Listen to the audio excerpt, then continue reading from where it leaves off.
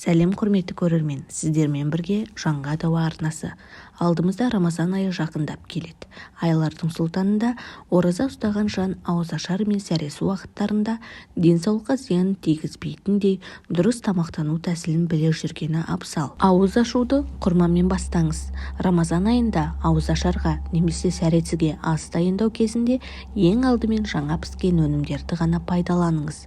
Мәселен, жеміс-жидек, көкөніс таңдаған кезде осыны ескеріңіз. Құрма мен суды ауыз ашқанда пайдаланудың және бір пайдасы, тағы тамақ жеуден бұрын адамға өзінің ағзасында қосымша тамаққа деген сұраныстың бар не жоғын анықтауына мүмкіндік туады.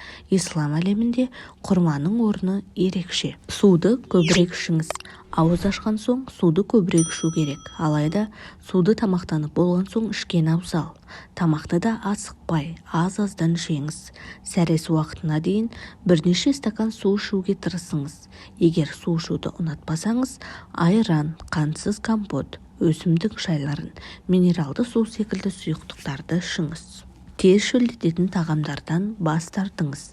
Рамазан айында ас мәзіріңізді уақытша өзгертуге тура келеді. Сіз бен біз күнделікті қолданатын тұзды өнімдерден, тұздалған қияр, қызанақ, түрлі тұзды салаттар мен балықтан бас тартыңыз. Оның орнын жеміс-жидектермен, көбірек сумен толтырыңыз. Асықпай тамақтаныңыз. Күнделікті тамақтанудан бас тартқан адам ішкі күйзеліске түседі. Бұл әсіресе оразаны алғаш ұстаған жандар үшін маңызды. Ауыз ашқан кезде алдымен құрмамен, сумен, немесе сорпа, ет қосылған көкөніс тағамы сияқты жеңіл тағамдармен ауызашарды бастау керек. Асқазанға ауырлық қылатын тағамдармен достығыңыз үзілгені дұрыс. Ашығу кезінде адамның жүйке жүйесі асқазаны тітіркенген жағдайда тұрады. Әлсіреп, шаршап тұрасыз. Сондай кезде бірден қуырылған тамақ жеуге болмайды. Рамазан айында жүйесіз тамақтанған адамдарда әлсіздік, депрессия, асқазан ауруы және ас қорыталмау, қан қысымының төмендеуі сияқты көптеген денсаулық проблемалар байқалуы мүмкін. Асығыс тамақтансаңыз, асқазаныңыз ас қорыталмау секілді ауруларға душар болып, Рамазаннан кейін салмақ қосу проблемасына тап боласыз. Тәттілермен қоштасыңыз.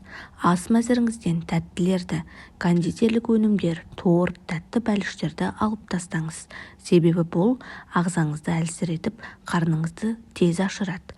Рамазан айында тәттілерді көбірек қолдану қан қысымыңызды көтереді. Тек ауызашардан кейін 2-3 сағаттан соң ғана тәттілердің орнына құрма, кептірілген өрік, мейіз, жаңғақты қолданыңыз. Кофені қоя тұрыңыз. Егер сіз таңыңызды жұмыспен емес кофемен бастар болсаңыз, Рамазан айында кофені қоя тұрыңыз. Жүйке жүйесі өте сезімтал, жүрегі ауыратын, қан қысымы жоғары, нашар ұйықтайтын адамдарға кофе ішуге болмайды. Шектен тыс кофе организмге зиян келтіреді. Мәселен, ұйықтау режимінің бұзылуы, кейбір витаминдерді магний, мырыш, темір қабылдаулардың қиындауы, қан қысымының жоғарылауы, тіс эмалінің өзгеруі, асқазанда қыжылдың пайда болу қаупіне әсер етеді. Тамақтану тәртібіне мұқият болыңыз.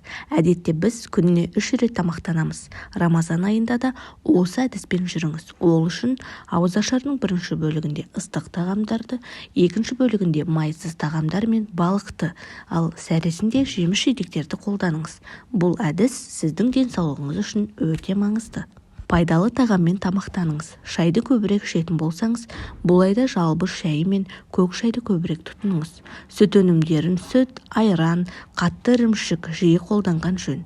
Сүт, айран, ірімшік секілді азықтар сапалы протеин, кальций, фосфор, мырыш секілді минералдар мен В6, В12 секілді маңызды дәрумендердің қайнар көзі. Пайдалы тағаммен тамақтаныңыз. Шайды көбірек ішетін болсаңыз, бұл айда жалбыз шай мен көк шайды көбірек тұтыныңыз. Сүт өнімдерін сүт, айран, қатты ірімшік жиі қолданған жөн. Сүт, айран, ірімшік секілді азықтар сапалы протеин, кальций, фосфор, мырыш секілді минералдар мен В6, В12 секілді маңызды дәрумендердің қайнар көзі. Құрметті көрермен, каналымызды 90% адам тіркелмей қарайды екен. Біздің еңбегімізді бағалап, каналға тіркеліп кетуіңізді сұраймын.